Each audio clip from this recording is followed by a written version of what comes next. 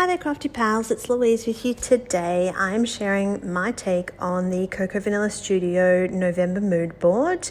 I was really inspired by the image of the stitched butterfly, and so I decided that I was going to make my own embellishment in the form of a butterfly, and I was actually going to do some stitching on said butterfly.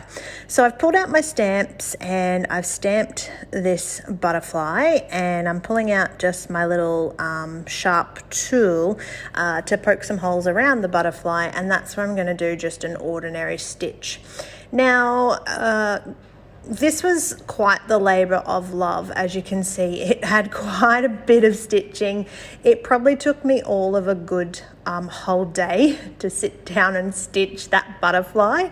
I do think it's a cool embellishment, but I don't think it's something I would ever do again. So quite an interesting take on the mood board and how I came to create this. Now, it was not my intention to necessarily use these photos or these elements from Cocoa Vanilla, but when I sort of started to stitch my butterfly and go through what I had available from my Cocoa Vanilla stash, which is pretty low because a lot of it's getting used these days, I decided that I was going to use these photos because they almost matched the colors that I had in the elements from the kit. Elements from the collection.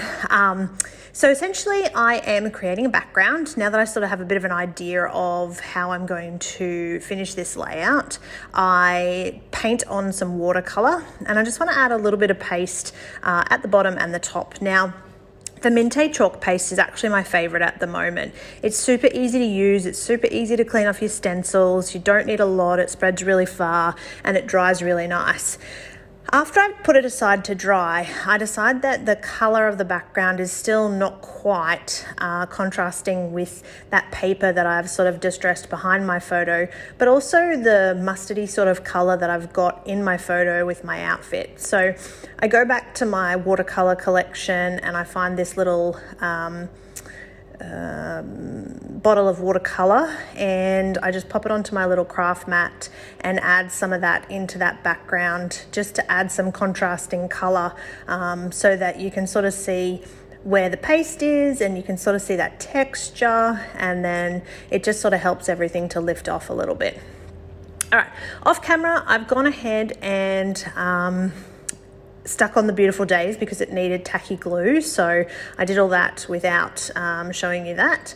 And then I decide I still need to mount this somehow. It just wasn't, the colors weren't tying in quite right, so I go back to the stash and I pull out another floral paper, and I do think that this is a much better backdrop for this particular layout. It really brings those colors in the background forward, it brings the elements in the photos forward, and finally I'm just going to embellish with some fussy cut elements, some of the butterflies and florals that have been in my stash, just waiting for the right layout so that the colors would match, and I think this is perfect. So the butterfly, definitely a labor of love, but that was how I was inspired by the mood board, and this is my take for November. So thank you so much for watching. I hope that if you haven't already, that you'll hit that little subscribe button, check out some more of my videos, and of course if you have enjoyed this, please leave a comment. I do love to read them and reply, and of course happy scrapping.